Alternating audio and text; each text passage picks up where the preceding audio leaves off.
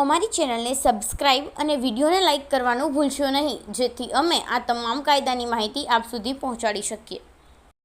કલમ 97 10 વર્ષથી ઓછી વયના બાળકના શરીર ઉપરથી કોઈ વસ્તુની ચોરી કરવા માટે તેનું અપહરણ કે અપનયન કરવા બાબત. જે કોઈ વ્યક્તિ 10 વર્ષથી ઓછી વયના કોઈ બાળકના શરીર ઉપરથી કોઈ વસ્તુ બદદાનતથી લઈ લેવાના ઈરાદાથી તેનું અપહરણ કે અપનયન કરે તેને 7 વર્ષની મુદત સુધીની બેમાંથી કોઈ પ્રકારની કેદની શિક્ષા કરવામાં આવશે અને તે દંડને પણ પાત્ર થશે.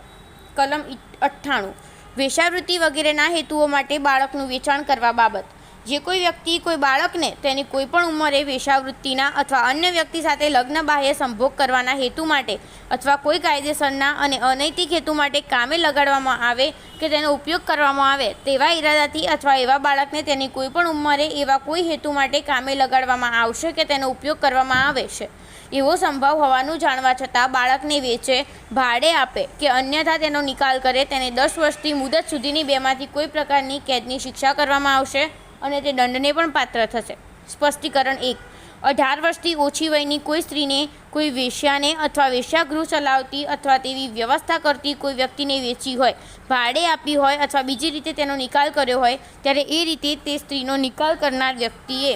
એની વિરુદ્ધનું સાબિત ન થાય ત્યાં સુધી તે સ્ત્રીનો વેશ્યાવૃત્તિ માટે ઉપયોગ કરવાના ઈરાદાથી તેનો નિકાલ કર્યો છે એમ માની લેવામાં આવશે.